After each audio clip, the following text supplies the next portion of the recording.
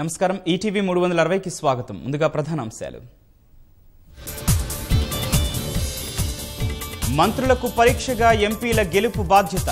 ఫలితాల ఆధారంగానే పదవులని అధిష్టానం సంకేతాలు. నేడు పాలమూరులో కేసీఆర్ ఎన్నికల ప్రచారం. 2 సభల్లో పాల్గొననున్న గులాబీ దళపతి. ఇవాళ రాష్ట్రానికి రాహుల్, నేతలకు దిశానిర్దేశం.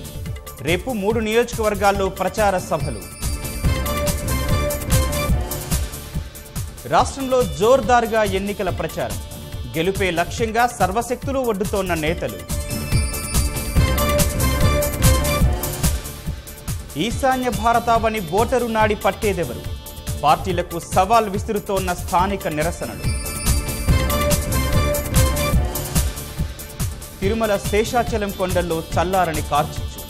మంటల ధాటికి ఆహుతవుతోన్న వన సంపద.